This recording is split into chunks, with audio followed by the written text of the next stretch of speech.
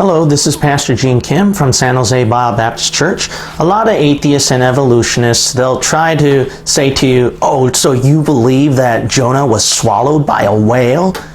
How many animals can fit inside Noah's Ark? Jesus turned water into wine. Oh, he raised himself from the dead. You believe some magic being created the whole universe in just 6 days, just like that. They'll make fun of you saying, how can you believe that kind of stuff? Well, actually, evolution is even more hard to believe. All right, I'm going to give you several cases to show it, all right? Now, first, let me ask you this. Is this myth or science?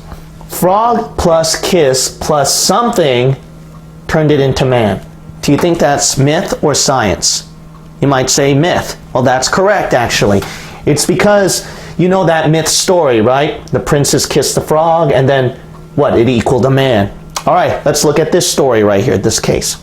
A sheep or cow, okay, plus water, plus something that happened equal whale. Now, do you think that's myth, or do you think that's science? No, it's myth. Science.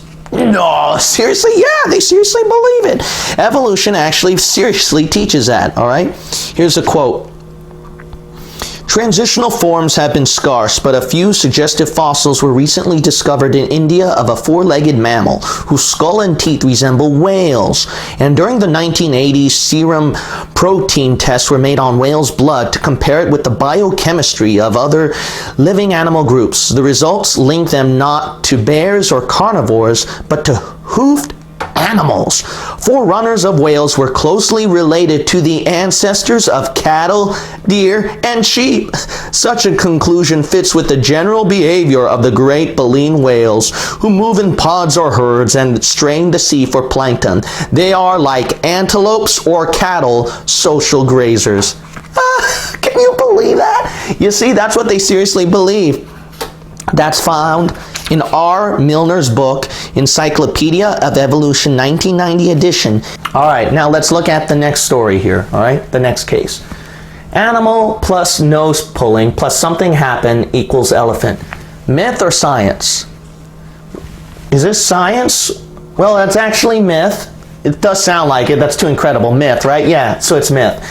So you know Rudyard Kipling's story, right? About the crocodile who pulled on the nose of the elephant. That's how that animal supposedly became the elephant. Okay, so here's the next case right here. Animal plus neck stretching plus something that happened equal giraffe. Is that myth or science? You might say, well, yeah, myth, similar with this one. No, it's actually science. Evolution actually teaches that. Yeah, they seriously teach it. All right, Charles Darwin, Origin of the Species, 1859, page 202.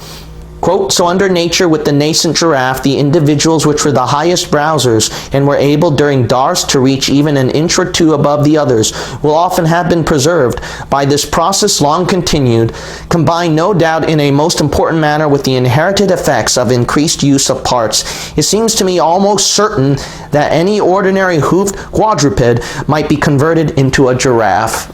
Yep, they seriously believe that. All right, let's look at the next case right here.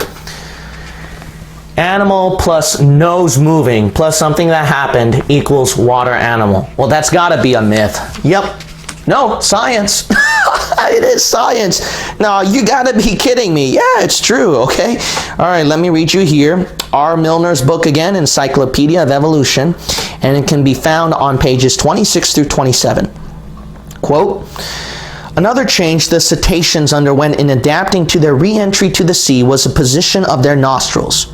From a position on the upper jaw, as far forward as possible, the nostrils moved upward and backward until they are today located atop the head. Sometimes as a single opening, sometimes as a double opening, and these return-to-sea mammals became voluntary breathers, breathing only upon conscious effort. Unlike man and other mammals who are involuntary breathers, the development or return of a dorsal fin for lateral stability was another change that took place in some of the cetaceans upon their return to the sea. You're serious? Yeah, seriously, they believe that. They seriously believe that. All right, now, here's the difference with Bible-believing Christians and evolutionists, okay? See, these fantastical things we can believe happen because it requires a supernatural, something supernatural, or God that created the result. You see that? So, Jonah getting swallowed by a whale, all the animals that can fit into Noah's Ark, Jesus turning water into wine. It's not a problem for us because that fantastic can be more believable because something supernatural, God created it. But you think it's easier to believe that what? Time and chance happening created this fantastical result? You see that? Totally bogus, totally impossible. So you see that? What's more easier to believe in? You see, you make fun of us that Jonah got swallowed by a whale, but we make fun of you that some animal moved its nose all the way to the back of its head because some time and chance.